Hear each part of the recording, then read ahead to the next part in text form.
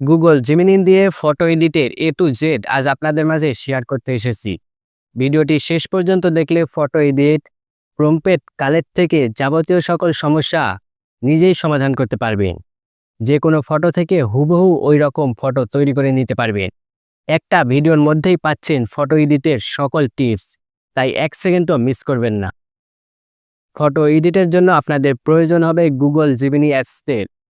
Google play store থেকে Google Gemini অ্যাপসটি install করে নেবেন।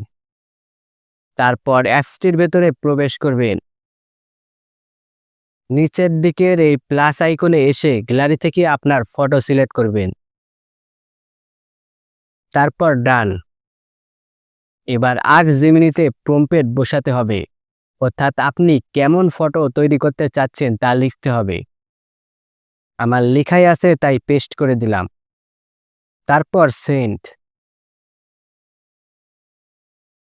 এই লেখাগুলি কিভাবে সংগ্রহ করবেন তা দেখার আগে আমার চ্যানেলকে অবশ্যই সাবস্ক্রাইব করবেন। এবার নিজের চোখেই দেখুন এডিট কেমন হয়েছে।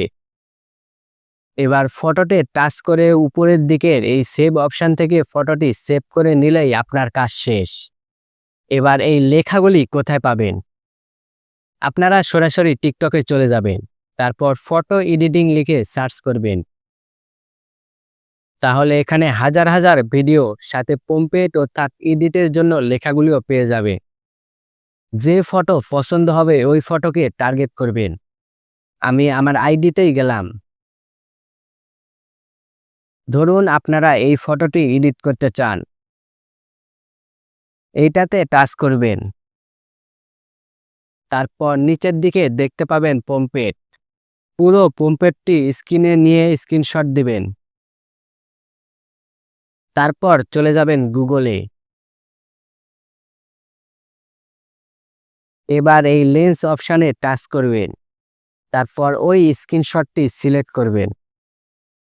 তারপর লেখাটাকে কপি করে নেবেন। তারপর জিমিনিতে গিয়ে ফটো সিলেক্ট করে প্রম্পটটি বসিয়ে সেন্ড করবেন।